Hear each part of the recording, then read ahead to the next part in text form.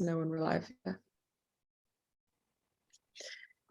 Hello, everybody. Welcome. Thank you so much for joining us today.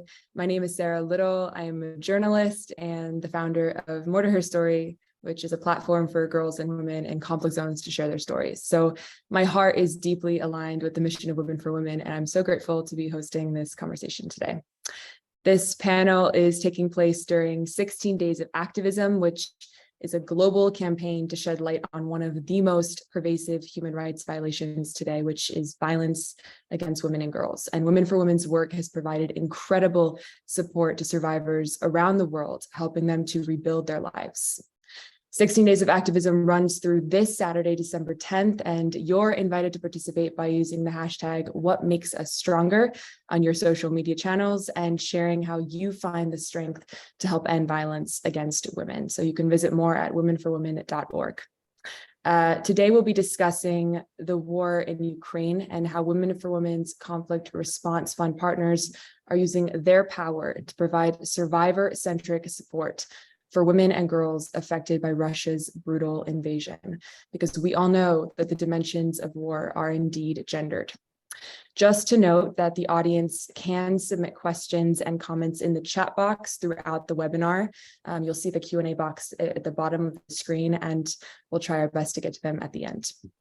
So today we are joined by three amazing women I'm very excited to introduce. First, we have Kateryna who's a psychologist and art therapist and the project coordinator for Mariupol Association Bereginya and the HumanDoc Foundation. We have Orel, project manager assistant at the Andreev Foundation in Ukraine. And last but certainly not least, we have Women for Women's very own Marie Clark, Chief Program Officer of Women for Women. Thank you guys so much for joining us. And I would love to invite the three of you to just kind of introduce yourselves in a little bit more detail, just what exactly your work entails, and if there's anything specific that you would like the audience to know before we dive in. Kateryna, let's start with you. Thank you very much. Welcome everyone. I'm very happy to be here. And about introducing, I'm a psychologist, yes, and art therapist and project coordinator. And I used to work with refugees and women who suffered from war more than 7 years. I started in 2014 when war came to our country, and that time in Mariupol we had plenty of refugees from Donbas region, and my mother was one of these refugees too, so I faced it in my family. And you know, that time we started to help women and their families because they were very disoriented. You know, it was a big challenge that time, and we started our work. We opened our own Mariupol Association Bereginya at that time and started to provide different kind of projects like comprehensive help, legal, psychological support, accommodation, information, and so on. And all this time, more than 7 years, we work with women who suffered from war and violence. In more than 50 settlements around the Mariupol, so not only in our city, but in different villages in gray zones and near the demarcation line that time. And when this year, this big invasion in Ukraine started, unfortunately, we lost our city because it's destroyed almost and occupied. And now I'm in Poland, and I'm a refugee too. And when I came here, I just, continue do what I know well, what I used to do, and help women who are in the same situation. And here with the Polish organization HumanDoc, I started to organize. At first I was a volunteer, and I started to find like our great partners, Women for Women International, Żena za Żenę International, German Embassy, and so on. And we started to provide different, projects in Poland for women who suffered from war and had to come to Poland with children. And this project about different comprehensive help, like psychological support, accommodation, legal support, information support, and everything which really important to adapt women to this new reality. And maybe more I will tell later about detail about our work now in Poland. Well, Kateryna, thank you so much for being here. Anna, do you want to go next? Yes, thank you. Greetings from Ukraine. First of all, I want to greet everyone who hears me and thank you for the opportunity to take part in this such an important event. Also, I want to apologize that my camera is off. Because today I spent my time in basement because of massive missile attack. So we have problems with electricity, and the power station in my town was hit by a Russian missile. So I'm sorry for that. I here to represent Andreev Family Foundation. Before Russian invasion, Foundation helped people with heart diseases. But after the war started, all changed. The director of the foundation, Irina Andreeva, she evacuated from Kiev because of missile attack to the western part of Ukraine, and she lived in school for a few days with her little daughter. And there she spoke to other women who ran away from Mariupol, Kharkiv, Kherson, and she heard about filtration camps at the checkpoints. She heard awful stories, how people were killed there, how women were forced by Russian military to strip them. And she realized that she needed to help such women, and she wanted to create a complex system of help to such women. And that was the start of our project. And we we realized that first of all, such women need psychological help, and we started to conduct awareness raising campaign in Kiev region, and for those women who survived after occupation of Kiev region. And in such way, we detected the victims of sexual violence. It's very hard to find such victims because women who survived through such horrible things, they are very close. And with the help of this group sessions, we can detect such victims. So we we have two stages. We conduct group sessions and individual sessions. So when we detected victim of violence, we start to conduct individual sessions if such person want. Also we started partnerships with second Kiev Maternity Hospital. We together with the doctors of this maternity hospital, we offer free examinations by gynecologist. We offer an ultrasound examination of the organs and other services. And also we started cooperation with humanitarian mission Ukraine for Christ, and with the help of this organization, we help with humanitarian aid for such victims of violence. And also we launched hotline it is crisis psychological support for victims, not only Kiev region, but other occupied cities and de-occupied also. So we tried to create such systematical help for victims of violence, and also victims who suffered from PTSD and other who need our help. Well, sounds like you're doing so much, and I thank you so much for being here today, especially under such difficult circumstances. And last, we have Marie. Would you like to introduce yourself? It's nice to see you, our partners in Ukraine and in Poland, sitting in Poland, but from Ukraine, and to see this growing list of attendees and some familiar names of Women for Women supporters and allies from around the country and around the world.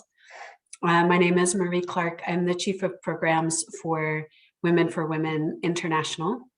So I've come from a career over 25 years now working around issues of gender justice, human rights, development aid, but was really attracted to Women for Women because of our mission, right? We work with women, survivors of war, in places of conflict, in places of protracted crisis, in some cases, post-conflict countries as well. And I'm really lucky because my position offers me the opportunity to work with our heads of office across the world on implementing this program that really tries to build out the social and economic power of women, even within those contexts. Everything from healing of trauma and learning how to better assert and protect their rights, up through starting and launching businesses and becoming change agents. So I have the opportunity to work with our leaders at the global level to advance that mission. Amazing.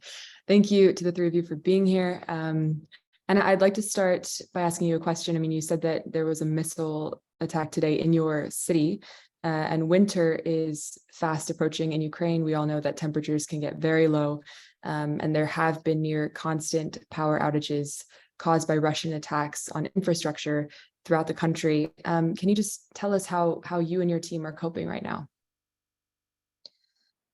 Yes, we have 4 massive missile attacks on our critical infrastructure, and it really very difficult to go on and to hold such psychological sessions. We faced with a great problem that the best places for conducting such sessions was buildings of school, and because of missile attacks, educational process was stopped, and we have no places where we conduct and we can gather people, and to gather people in such circumstances in schools, it was very dangerous also. How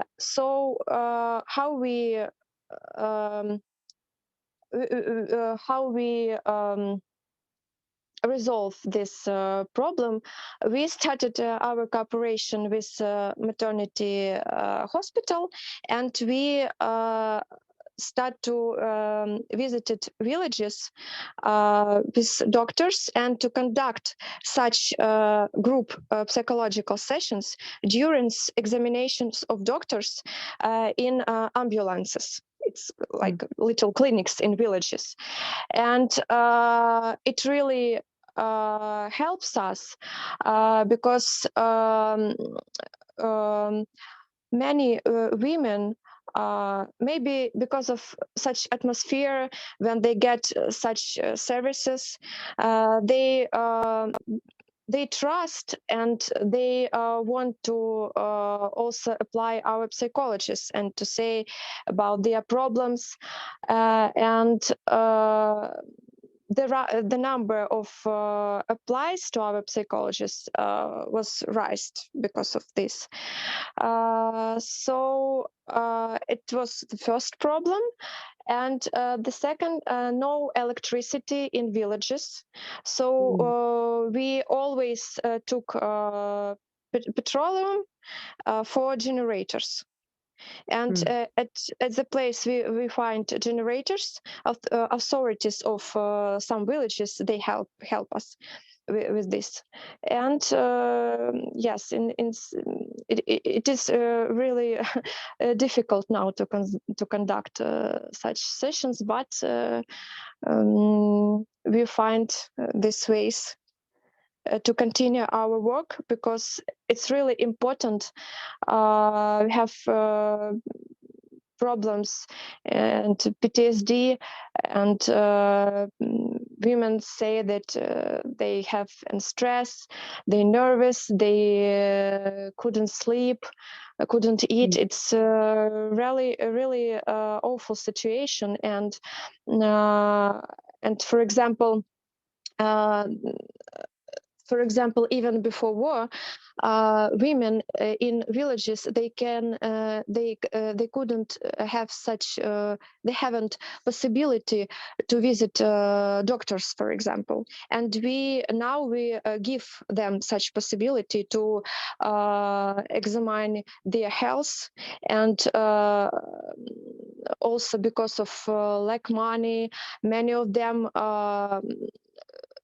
don't have job now, because we have really great also problems with jobs because of problems with electricity also. And so we try to find some creative ways, because it's really important for our people. We near them, we help them to go through this conditions, very hard conditions in which we live now here all. So yeah, I mean, in times of war, you have to get creative, right? Kateryna, I'd like to ask you, thousands of women and girls have been displaced by the war, both within Ukraine and in neighboring countries. How is the work of Bereginya providing support to these women and girls in Poland? Yeah, thank you. The first that I must mention that not thousands, but millions. Millions. Yeah. Millions, unfortunately. Now this is our reality. That's more than a lot of millions of people now. They are without home, and they are abroad because their cities are occupied or destroyed, and villages. Now in Poland, we are working together with the Polish HumanDoc Foundation, and here we provide comprehensive assistance to these women and children who suffered from the war in Ukraine and became forced refugees. And now we are in the process of the second project already.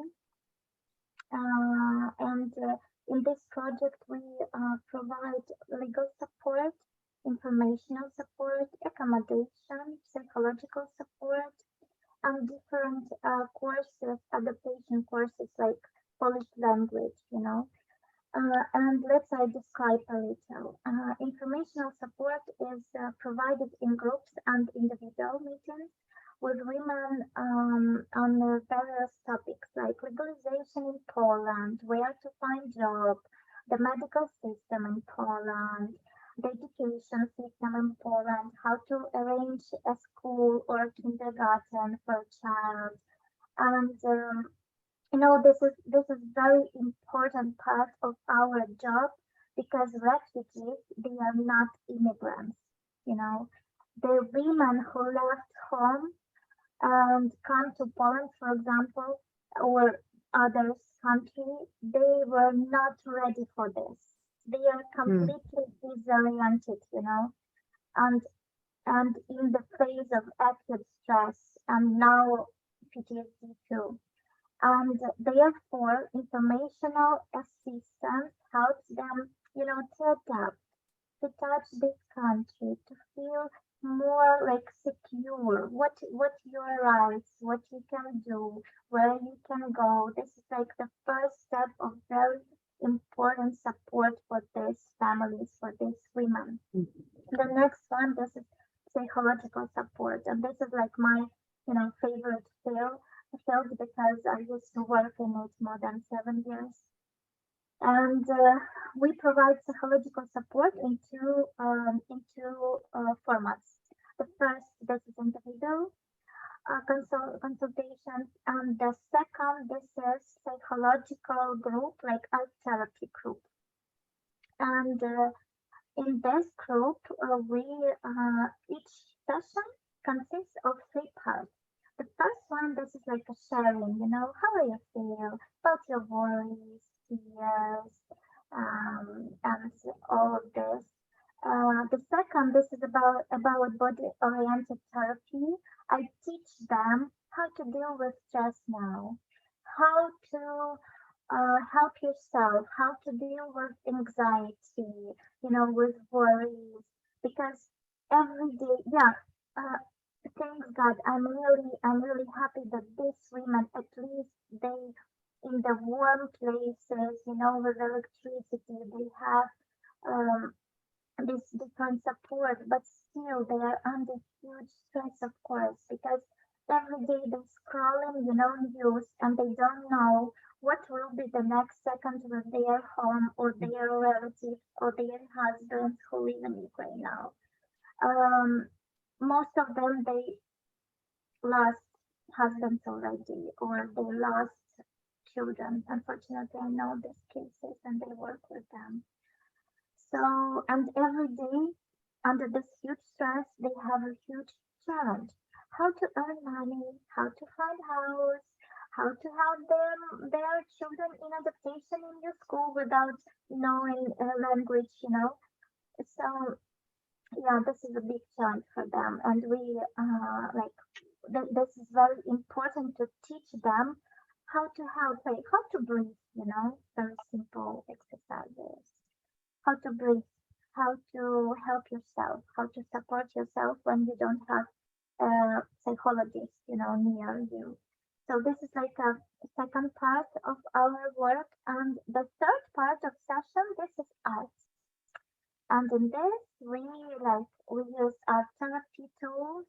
We can draw together. We can play team games together to help them to build relationships in this, you know, houses where a lot of families, different strangers' families live. We can weave in bracelets. We can, you know, make collages, and maybe a little bit later I will tell you more about it. So this is about psychological part, and we provide accommodation by free for our women, refugee women and their children, and find partners who can help, you know, especially now, frankly speaking, this is a big challenge for us because now winter is here. And Anna told you about the situation, about the very challenged situation in Ukraine, and of course, a lot of family, they have to come to go somewhere, to go abroad, especially with small kids, especially from the occupied territories, when they even don't have, you know, the house, even without electricity, but still the house. So no, this is a big challenge to find resources to help them, you know, to help them to get something at least on this winter period, because you know they need it very much. And we provide Polish language courses, because this is a challenge too, because many of the women, even from the occupied territory, they are like, you know, paralyzed, and they don't ready to even to teach something, to know something. But this is very important because, you know, I really hope that tomorrow the war will end. I really hope. But I have some experience in Mariupol. I remember plenty of families who came from the Donetsk region, and they expected that they stay in Mariupol maybe 2 weeks, 1 month, 6 months, and they will back. But unfortunately, we have 8 years of war. So we must help women to adapt to this reality and to start to do something, you know, about care about themselves and about to react, to move, you know. Yeah. I do want to circle back with you about art therapy because it's a really beautiful tool that you're doing with women. But I do have a question for you. You mentioned that a lot of the women that you work with, you know, have PTSD. And we've been hearing for months now that Russian forces have been using rape as a weapon of war. And as you well know, I mean, women survivors of sexual violence can often and do often feel ashamed or even reluctant to seek help. Have you found that to be true within the context of this conflict? And if so, what is the Andreev Foundation doing to address that? Yes. Thank you for that question. We visited more than 57 cities and towns in Kiev region. We conduct 55 group sessions in 24 settlements, and 845 beneficiaries visited it, and 50% of them are children. And we detected only 20 victims of sexual violence. I think that the real number is more bigger than this number, but people afraid.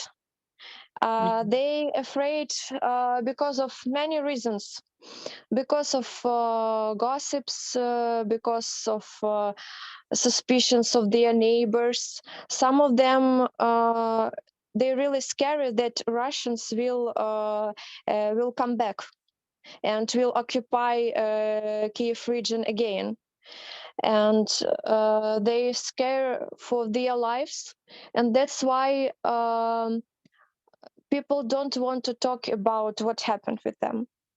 And it's really great problem, and we conduct really really difficult campaign. We like change their attitude to PTSD also, and that we explain them that it is very important to talk about this, and it's really important to survive together. We try to explain that they are not alone in this, and yes, only 20 women now at the our projects is lasting 3 months, and only 20 victims of violence started to work with our psychologist. It's awful because you know, when I found out that 8 of them are children, it's I read this information from our psychologist, and I cried because I don't know how to explain what I feel in that moment, and it's really awful things happened during occupation. So we first of all we build up friendship with our beneficiaries. So first of all, we conduct such group sessions. We talk a lot about PTSD, about how to react to what happened with them, and in this way we only start to find the keys. We try to find a way to start communication, which based in trust.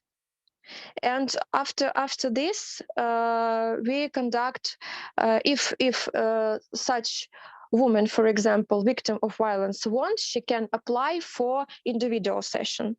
And nobody hear her story, and we respect privacy. It's first our rule that nobody share stories of our beneficiaries, and even our psychologists, they sign official statements at the prosecutor officer that they couldn't share this information. So we try to build up, first of all, trustful relations with beneficiaries. And also I want to know that we start to conduct courses with prosecutors, officers, and police.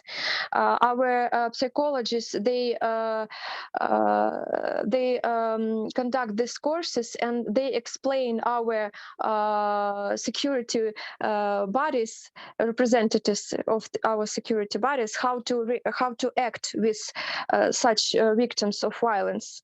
There is no there is no pressure on such people. Only if women want to share her story. Somebody don't want to share story, maybe 1 year, 1 month. It depends on each case. Yeah. Marie, I want to go to you because you are Women for Women's Chief Program Officer. How is Women for Women partnering with local organizations to support women in Ukraine? Can you tell us a little bit more about your conflict response fund and the value that it provides to these women? Sure. Thank you. Women for Women's program that we are running across our global footprint tends to be really intensive. It's a holistic program. Women gather in groups of 25 for an entire year, meeting every week and working quite intensively. So what we find is that when there's a new onset of crisis, or when a crisis or conflict flares up in a big way and women are on the move, and travel is really disruptive, or it becomes really risky for women to travel, that's not the best environment for our holistic program. And so we developed the Conflict Response Fund as a way for us to still provide a value add in the midst of hot conflict or early onset of conflict to local organizations that frankly are the best actors anyhow to be able to be responding. So what we often find, if we look at humanitarian crises, or especially in times of conflict, is that you have these incredible local organizations that have been working in some cases for decades or longer with women, providing protection, providing psychological support. Just thinking of you, Kateryna, and the work of Bereginya in Mariupol. You'd been there for so long, you had trust in the community, you've been providing all of these incredible interventions.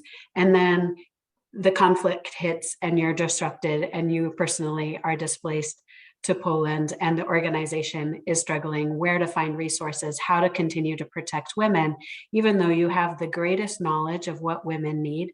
You have all of this trust and experience of working in this sector. So we decided to channel funding, and we have the benefit of incredibly generous supporters who provide us very unrestricted funding, to channel that funding into these local organizations that are really on the front lines and best positioned to provide what women need at the time that they're facing that greatest need. So that was the vision around our conflict response fund. And we run that type of programming where we're granting to local organizations that are protecting women, that are advancing things very similar to the mission of Women for Women Anywhere we work around her recovery from trauma, getting the support that she needs, especially in cases of sexual violence. And we channel those grants in order to enable that work to continue through and hopefully on the other side after the conflict has ended, so that we keep that strength in the power of local organizations that really are best positioned to do this work. Great. Kateryna, I would like to go back to you. The women supported by Bereginya are often dealing with very profound trauma after fleeing Ukraine. Many have lost loved ones and, as you noted, experienced gender-based violence. Can you tell us about the counseling services that Bereginya provides? Specifically, you mentioned art therapy. Why is there so much value in the creative expression of pain? Yeah. Now I have been working, I'm sad that I have been working with women affected by war and violence a lot of years, and now I continue to do it here. And women with whom we work, many of them they lost their husbands already. I worked with the women who lost their children because of bombing attack, and it's a big challenge for them to move and to continue life. And I have a woman who she just raped her son by herself in occupied town. And many stories like this, and even the decision to leave your home, this is a big challenge for women. And this is really great to go somewhere you don't know where. And many of our women, they have a big experience of being in the bombing shelter. Some of them of filtration camps and so on. So for us, it's a big task to help them in these new circumstances to build again the feeling of safety and secure, And how we work. We work, as I mentioned, into two types of work: counseling, individual counseling, and group therapy sessions. And in this group, our main goal, this is they organize this space, safety space for women, where they can speak to each other. They can feel that they are not alone, that some women have the same experience, as I. In Mariupol, I know this too very well, because when I worked in Mariupol in the different settlements, every time when we came at first, women said, we don't need it. This is not serious, we don't have time for this, we don't need it. But they came, and every time after the first session, they start to come again and again, call me and ask when you will come to us again, because we need it. Because they have this experience how it works. For example, today I'm with the bracelet in Ukrainian, colors. This is a bracelet from our therapy session, and I provided maybe 4 or 5 times this session in Poland. And I remember one session, it was with women from the was you cannot wave this bracelet to yourself. You have to choose one lady from the room, one woman, and make it present to this woman, and the task that this woman must be stranger, you know, you have to like, see her at first, or you don't have to be friends. And it was so sensitive, you know, when they were wearing this bracelet, when they were present in this bracelet, and you know, they cried, and through this experience, they can feel that they are not alone.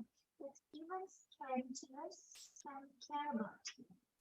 You know, can understand you, can feel what you feel. And in this, this is like art therapy works. For example, I have here different kinds of our session. This is, for example, do you see? I like this picture very much. This is a road, and this is an crying eye. Yeah. And the author of this picture, this is a 16 years old girl from the occupied town, and she spent with her mother more than 2 months under occupation, without water, enough food, you know. It was a big and difficult experience. And he drew it on the session when we discussed the first feeling of safety when you come to Poland. And she drew it, and this car was in awful condition, without windows, you know, after shooting. But with her mother, they came to Poland. Now they live in one of our centers, and they are okay.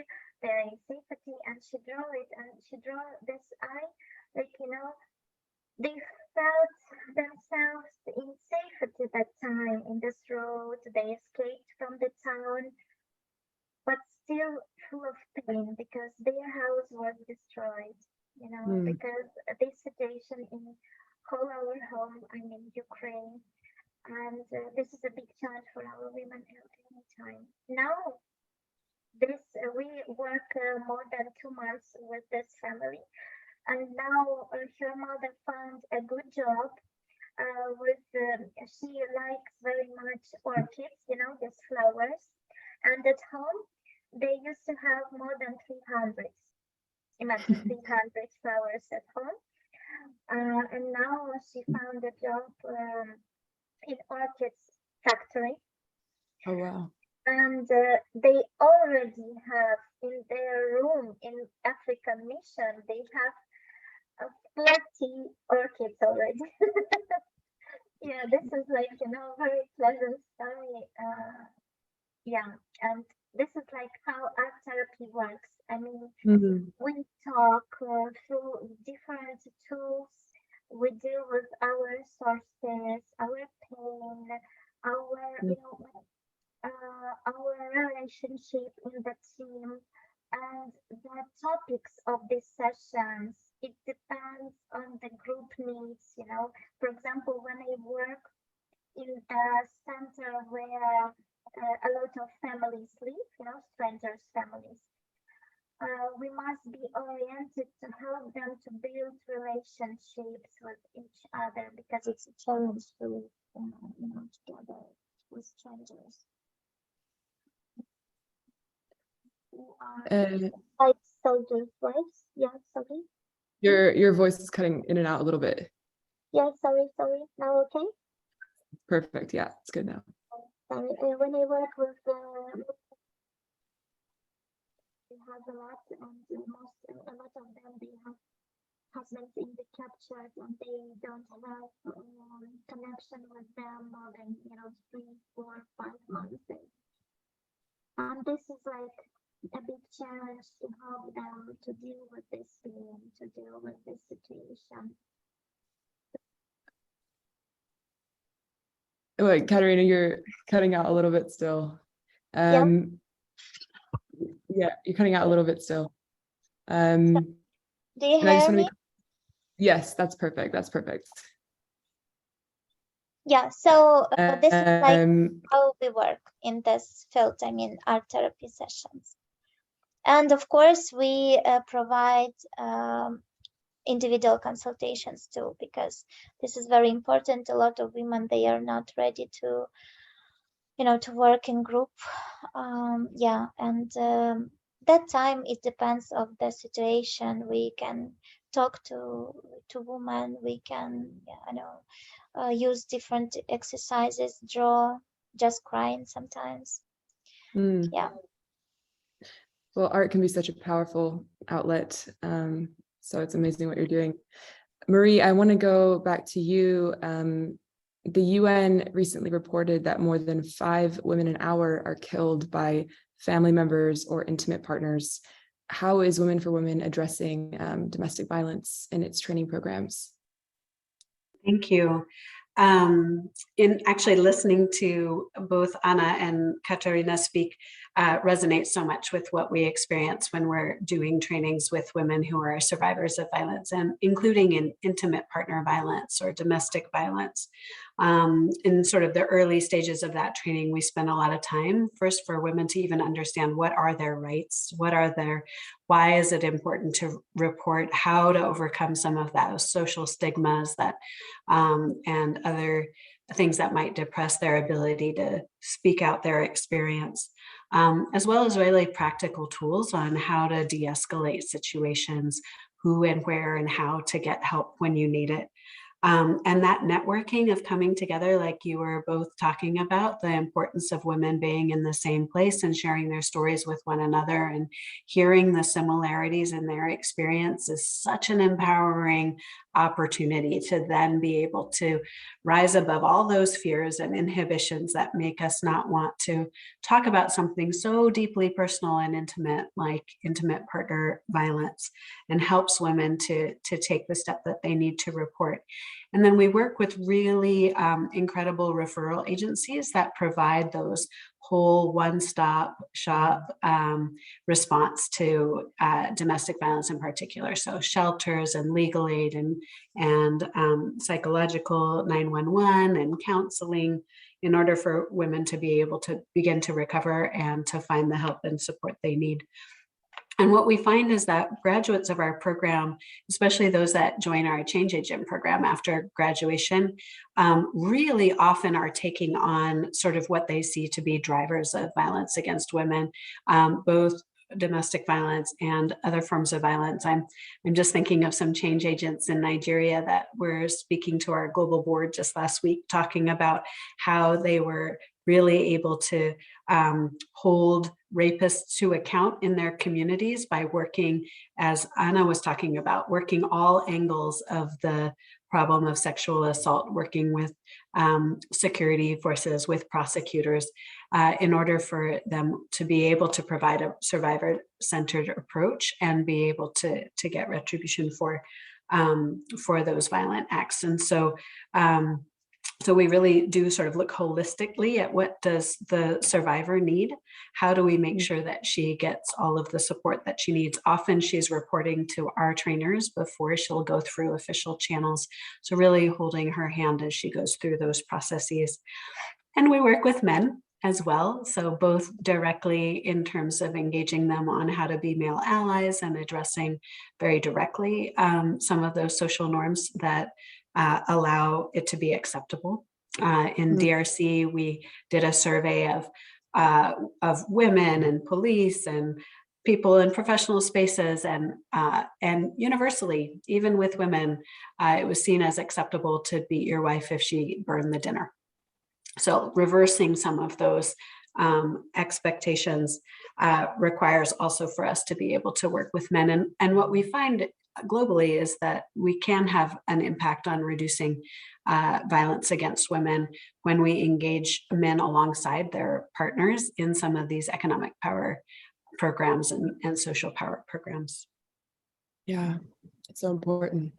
I want to pose a question to all three of you. You all work directly and on a regular basis with women survivors of war and trauma. And I know from firsthand experience that secondhand trauma is real. So in these extremely challenging times, where do each one of you find hope? And do you feel hopeful at all? I don't want to assume that you do. Marie, let's start with you. Thank you. I mean, I do find incredible amount of hope when I hear the experiences of women really pushing back and defending their rights and working together, coming together to be able to really tackle incredibly difficult things. I can't tell you how many times I've had the opportunity to be in a room with members of our participants in our program and members of the change agent work, and just to hear their resilience and their passion and their committedness to address these issues gives me a lot of love and support. But I do think that in all of our work, that sort of either re-traumatization or secondary trauma is really quite real. At Women for Women, we've spent quite a bit of time working with one another, even working with staff as well as partners or women in our program on some of those techniques like Kateryna was describing, of grounding, of finding ways to overcome that moment of trauma, finding ways to find that, reduce your anxiety. And I think all of that's critical. And so not only for the participants of our program, but for all of us. Kateryna, you want to jump in?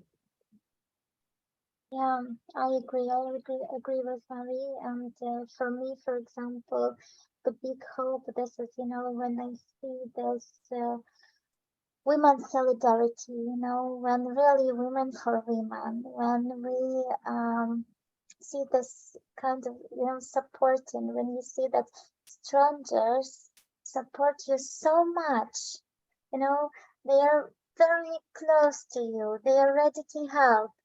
And I remember one story, actually my beneficiaries, they maybe feel the same, because, I remember very well the story when I came like usual to art therapy session.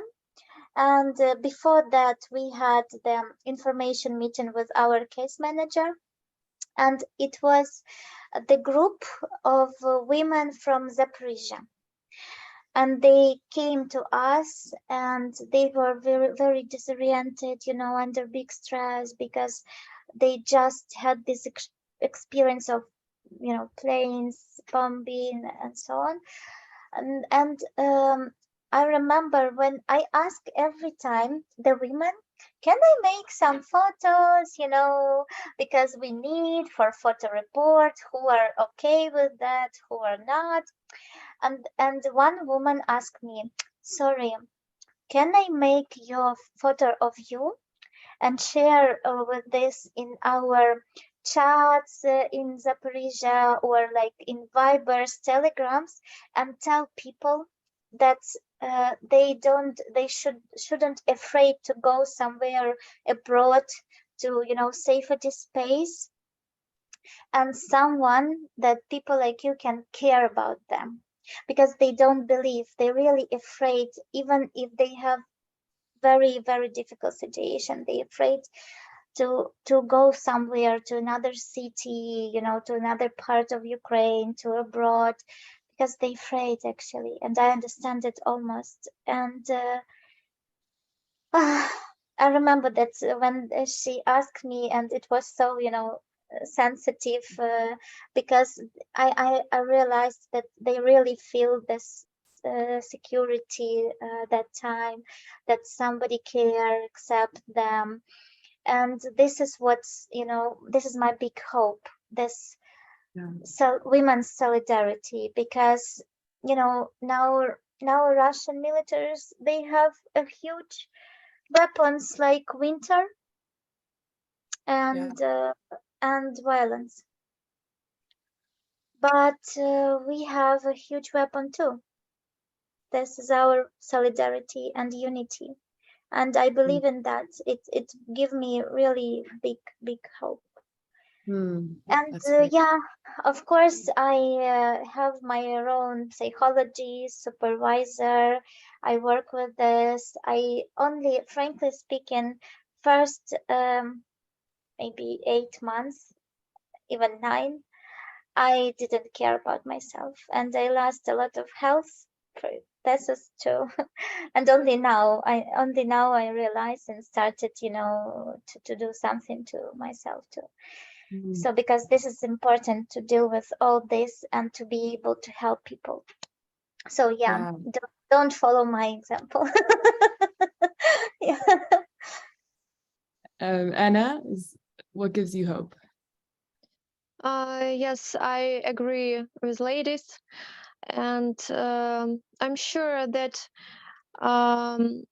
we are now in very difficult situation. I mean, the war in Ukraine, and I see sometimes I think people have hopeless stories,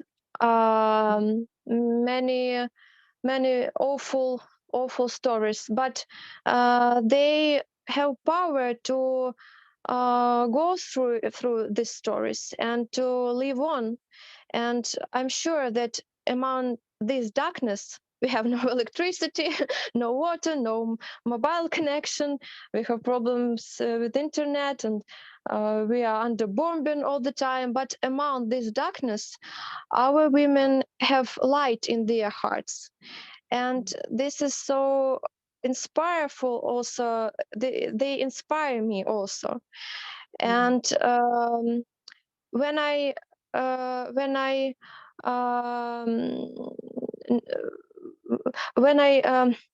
hear about their stories, it is so it makes me and sad, and from the one hand, and I inspire to walk on, because they have they show me the reason they survived after raping, after tortures, and they survived. And the main reason is their families, their children, and they live on. And the story of one of our beneficiaries, Victoria, who survived through rape, and she inspired me of her brave. She's so really brave person, because she said to all the world what happened with her, and she said that I don't want that other victims be silent. You should talk about this. All the world should know the truth. And it is not my fault. It is about Russian aggression, and all the world, all people in the world, they should know the truth.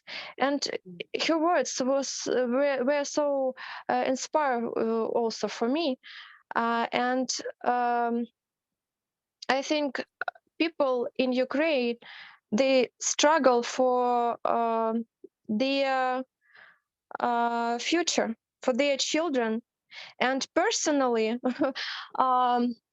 belief in victory makes me feel really stronger, and to live on, because we all hope and we do everything for our victory.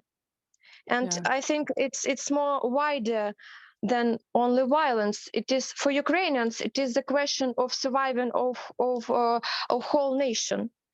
And women in this struggle are so brave, and really our power in our unity. And I hope that that we will get our victory together. And I'm talking about all world, because all world help us. And it's really we want to say thank you for great support. I feel it every day, that whole world help and support us. It's really matters for us. Well, I'm so inspired by each one of you. And I want to be conscious of everybody's time. We're running a little bit short, but can we just end on this question? What makes you stronger to end violence against women and girls? Anna, we can start with you.